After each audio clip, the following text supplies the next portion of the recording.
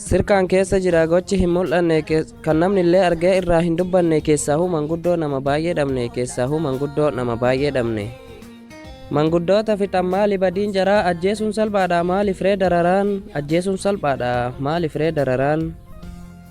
Dararaan uummataa haa dhaabbatu nurraa jedhaatii dubbadhaa bakka jirtanirraa borushee nahuurraa har'a calliftanii maali yoo uummataaf sagalee taatanii maali yoo uummataaf sagalee taatanii.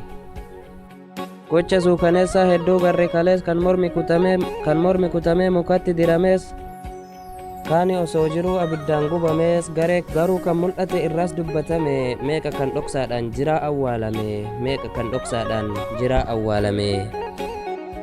Gocha kana caalu kan gara jabummaa dhakaan cafaqamee namni ajjeefamaa maaliif hin dubbanne garuu hin dubbanne maaliif cal'ifama garuu hin dubbanne maaliif cal'ifama. Ummata horsiisuu malee hin qotanne gabaarraa dhoowwanii akka waan bitanne lagatti gattumu kunoo weeraramne lagatti gattumu kunoo weeraramne. Gochoonni akkasii yoo har'an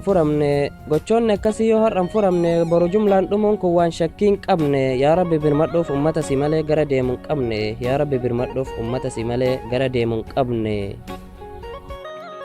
Sagalee ummataa kan awwaale numa dhalattoonni sirkamaa cal'iftan hima rakkoo miidiyaan haa beeku rakkoon kennas cimaa miidiyaan haa beeku rakkoo kennas cimaa.